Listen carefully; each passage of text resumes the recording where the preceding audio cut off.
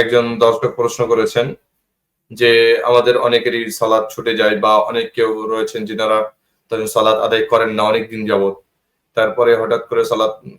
পড়তে শুরু করেন, তো সে সময় সে তার যে কাজা সালাত গুলি রয়েছে যেগুলো পড়েননি উনি 1 বছর 1.5 বছর এইভাবে করে, তো সে ব্যক্তি কি সেই সালাত গুলির কাজা করবে কি করবে না?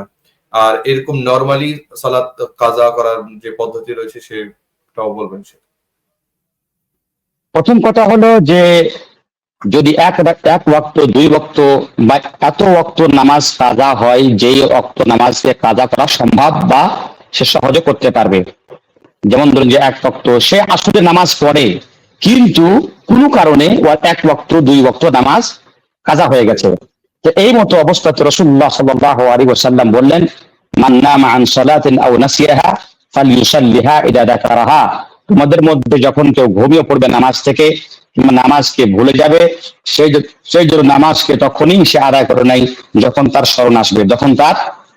স্মরণ আসবে। এবং দ্বিতীয় প্রকার হলো ওই ব্যক্তি, যেই ব্যক্তি নামাজ ছেড়ে দিয়েছে, 1 মাস 2 মাস 3 মাস 4 মাস 1 বছর 2 বছর ধরে নামাজ ছেড়ে দিয়েছে, অতঃপর যখন তাকে কোনো আলেম বা যখন সেই নিজে অনুতপ্ত হলো যে আমি তো বিরাট বড় ভুল কাজ করছি, এই কাজ আল্লাহর কাছে জায়েজ নয় বা শরীয়তে জায়েজ নাই, আমি বড় ভুল করছি, সে তওবা করছে, তাহলে সেই ব্যক্তি যখন তওবা করবে তখন তার বিগত 1 বছর বা 1 মাস বা 2 মাস বা 3 মাস বা 4 মাসের নামাজগুলি কাজা করবে না, সে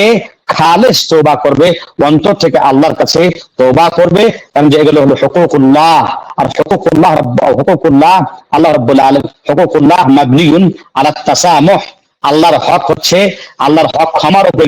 নির্ভর করে, আল্লাহ ক্ষমা করবেন। আল্লাহ পাক কোরআনে বলছেন, কুল ইয়া ইবাদিয়াল্লাযীনা আসরাফু আলা আনফুসিহিম লা তাকনাতু মির রাহমাতিল্লাহ ইন্নাল্লাহা ইয়াগফিরুয যুনুবা জামিআ, হে নবী তুমি আমার সেই সমস্ত বান্দাদেরকে বলে দাও যে হে আল্লাহর বান্দারা, যারা তোমাদের আত্মার উপরে অনেক জুলুম করেছো, তোমরা আল্লাহর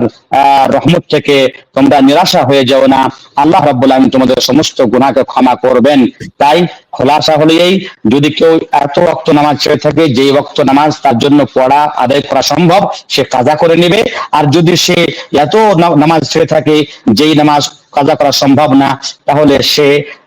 তার জন্য খালেস তওবা করবে, আল্লাহ রাব্বুল আলামিন ইনশাআল্লাহ তাকে ক্ষমা দান করবেন। জি।